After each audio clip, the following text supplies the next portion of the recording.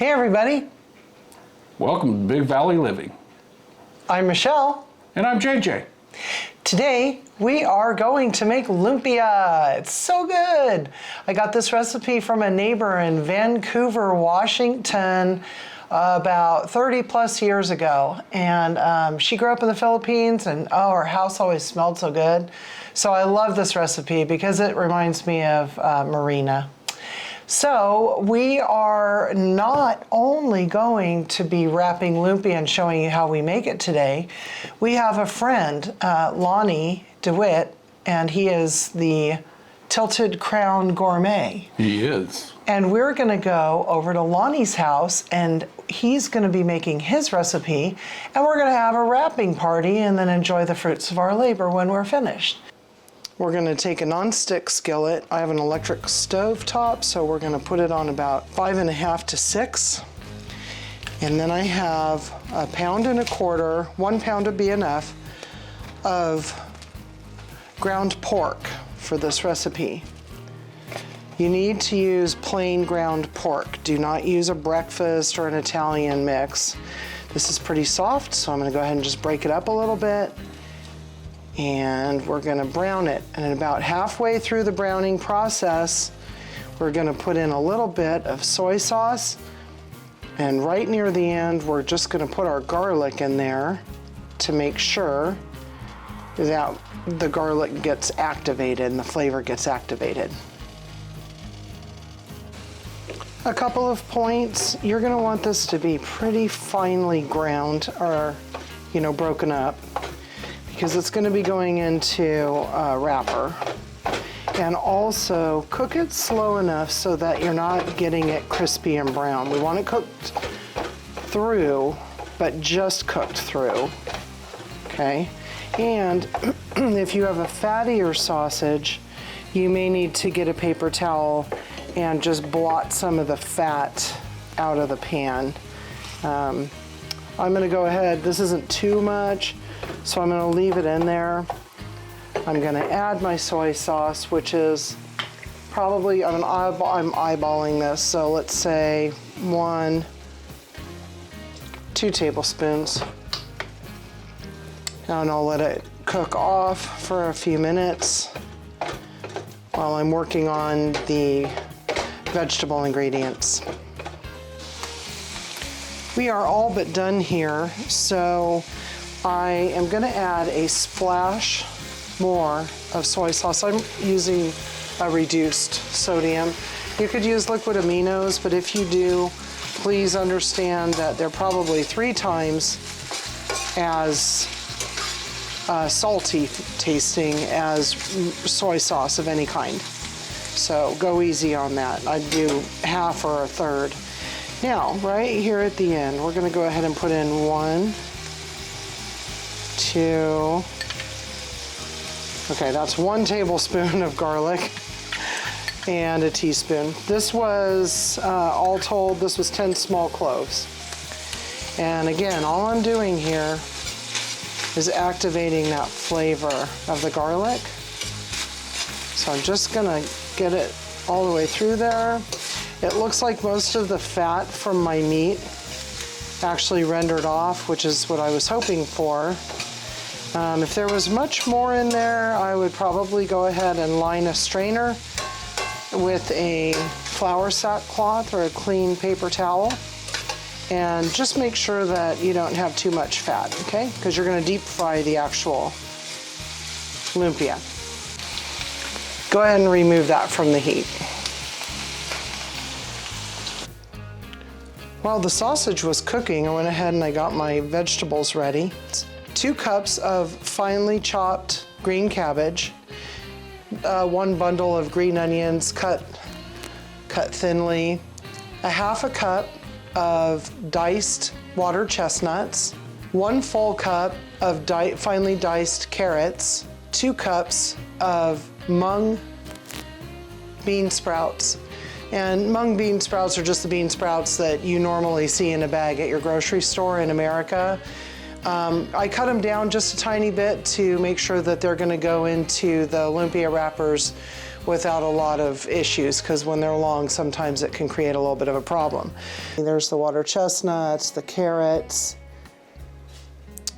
the bean sprouts, green onion, and then cabbage is on the bottom. And that is my favorite lumpia bowl. So this ratio of vegetables to meat and everything, it really looks perfect. I'm really excited to share this recipe with you. So with that being said, we're gonna pack everything up and head on over to our friend's house. And we're here. Hey, welcome to the Tilted Crown Gourmet. And I'm here with Big Valley Living. We are so excited. You should smell Lonnie's lumpia. Oh my gosh, it's wonderful. So we made it here and now we're gonna go wrap. Yes, wrapping is gonna take some time, but you get the abridged version. Yes. Lucky you. Let's go. Let's go. Got a little wrapper hack for you. Before you start trying to peel them, bend them each way from each corner and each side, and it will help them to release a little bit easier. Make sure that they're not frozen also, that's important. Keep them on a towel that is damp.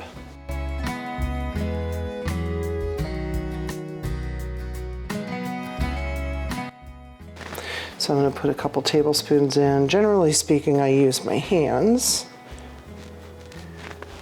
There we go.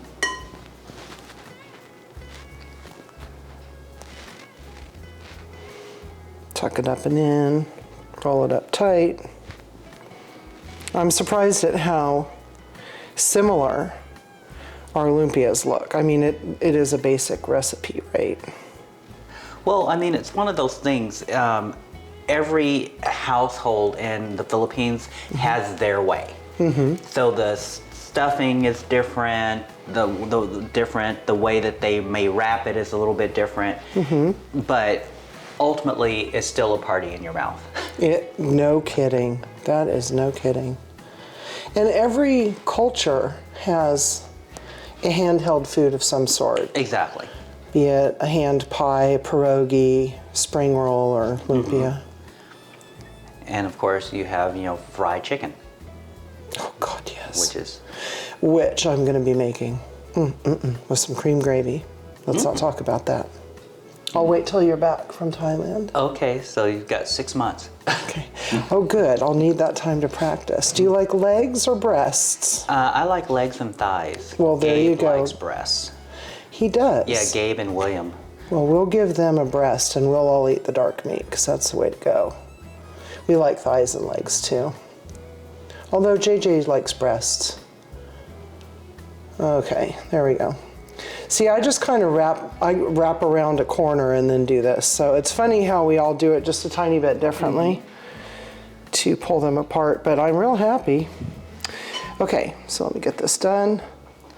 And then we'll get to some serious wrapping. Do we want to talk about the fact that this is going to go into we're doing this so that it will go into the freezer and we can show our friends? Well, what we'll do is we'll just go ahead and put it in the freezer. We'll show it going into the freezer. Okay. And then we'll show it when we're done. We'll show that coming out and we'll put it into like a Ziploc. Okay, I like it.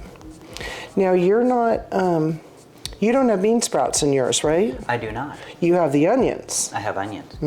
And I have green onions. Me too. Yeah. I do have green onions, but I don't have, did you use like a yellow onion? I did use a yellow onion. Okay. That's an interesting idea that I hadn't been introduced to when I learned how to make these. Okay, look at that. So they're about the same. I like the fact that we make them the same way. They're very, very similar. I make a traditional, I guess traditional lumpia sauce. We like sometimes to be dipping in sweet chili oil. And then, but this is the sauce that I learned how to make and I want to share it with you because it's really, really good and just loaded with flavor. So I'm going to start with some rice wine vinegar and I'll tell you how much I put in. We're making this for 6 people, so I want to make sure that everybody has enough. 30% vinegar, 1/3 vinegar, to 2/3 soy sauce. I should have pulled the shakers off of these bad boys. I like vinegar, so I do tend to lean towards the acidic side. And you're gonna think this is a whole lot, but you know what? I'm gonna keep it in the fridge for a good while and leave some here with Lonnie and company. And when you see how, so I've got about a rounded tablespoon here, a very healthy tablespoon of fresh minced garlic. This is a little Pampered Chef salad dressing thing that I've had forever and ever, and it works really well, especially when you have oils and things, because it really emulsifies quickly. Okay, now I have to do a smell test and then a taste test. So I'm going to put in probably another 1/4 cup is what that was. We'll mix this together. And Lonnie, may I pop this in the refrigerator, sir? Absolutely. Thank you so much. It's going to be cooked even more too, actually. Right. Well, the thing is, see, people do, this is, again, when I go back to how people do lumpia differently. Some people actually do not pre-cook their filling. I've seen that. And they, it makes me nervous, and though. they only cook it in the oil. But I pre-cook my filling simply because, you know, I was taught by a lady who worked for my parents. Her name was Sally. Her real name was Salvation. Really? Yes, but we called her Sally. Oh. And so she originally taught me how to make lumpia. So this is a hybrid of lumpia that she taught me how to make. And then I had a friend named Josie who passed away of breast cancer. Josie, yes. And so, and she had her recipe for lumpia. So it's basically, I took the best parts of both and put them together. That's a nice story. Josie was a sweetheart. Isn't it funny how the foods that we learned from people carries on their memory as much as the fun times that we had with them? Exactly, exactly.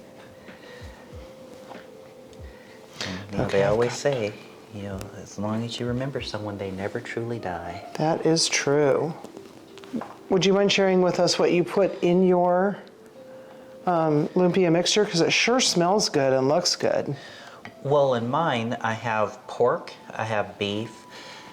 Normally I would put cilantro, but I have a housemate that doesn't like cilantro, so I use parsley, garlic, ginger, green onion, yellow onion, carrots. Yum. And do you cook your meat and your vegetables? Yes, what I do is I start with my vegetables first. Okay. And then I start with the onions, the green onions, and the carrots initially. And then I put in the meat, and then I will add in the water chestnuts, and then I add in the garlic. I love that. That way you don't end up with garlic that's too overly cooked. Yes, and that's what we do. I take mine and right at the end of cooking the meat, and I add soy sauce to my meat, of course, and I do the same thing. I throw my garlic in right at the end just to get it to open up, maybe 30 seconds in there. And when I turn the heat off, that's when I would put in either the cilantro or the parsley. Okay, so it just barely wilts. Exactly. That's a good idea. Yeah, I do it right at the end. And you know, I never thought cilantro. I associate cilantro with Mexican food. No, cilantro is used in a lot of Asian cuisines, including Thai. Okay. Thai cooking uses cilantro in plethora. And I am just learning about Thai food. It's not a food that we have eaten a lot of. Not that I'm not interested, it just isn't something I've done. And the flavors are just explosive. They're so good. They are. What would typical spices be? Well, it depends. There's a lot of curries. You use a lot of curry paste.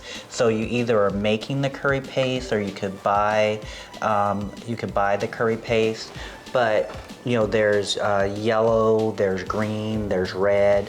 So there's different types of paste depending upon what it is that you're trying to make. Okay. And is it better to do your own paste? Yes, but remember, it can be very time consuming. Yes. It's like the ginger we were just talking about. That ginger paste in the tube, as much as fresh ginger is good, the paste in the tube really is a nice substitution if you need to cut, a little corner time. off, Exactly, if you want to cut a little bit of time. Cost of everything these days, I just can't get over it. I mean, and the thing is remember, the costs are international. A lot of people keep saying, oh, well, the prices in the U.S. have gotten so high. Well, no, the prices all around the world have gotten very high. Yeah. And, the bottom line is, when you Thank you. cook at home, at least you know what's in your food. You know how much salt's in it. You know what's in it. You know whether there's hormones in it, because you have picked your meat that is either hormone-free, like I do. So like with my nieces, it was really important to always cook for them with hormone-free products. And even when I bought milk. So their milk, you buy the RBST-free milk? Exactly. So that way they could mature at a standard rate of a young lady versus them becoming women at 10 years old. Yes. And how crazy is that? 2 packages of 30 wrappers. Neither of us knew how much the other one would make of the filling.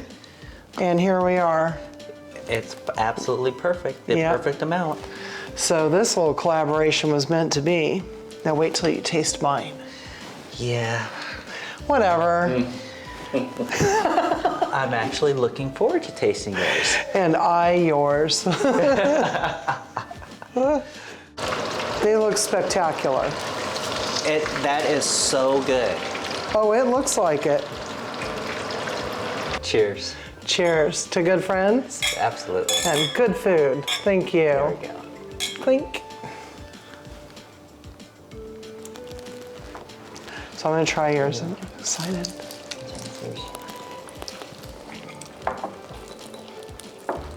Oh, they are nice and hot. What is this? Oh, Dip in sauces?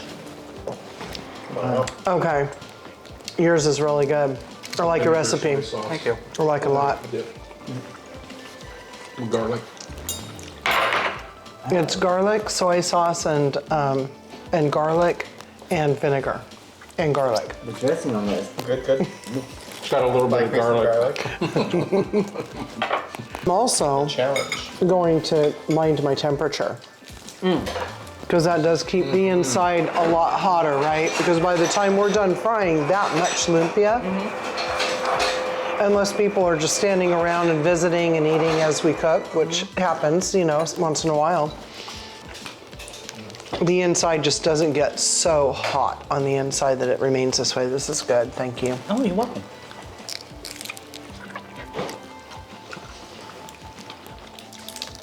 Love the sauce. Welcome. It's been a while since we've had lumpia.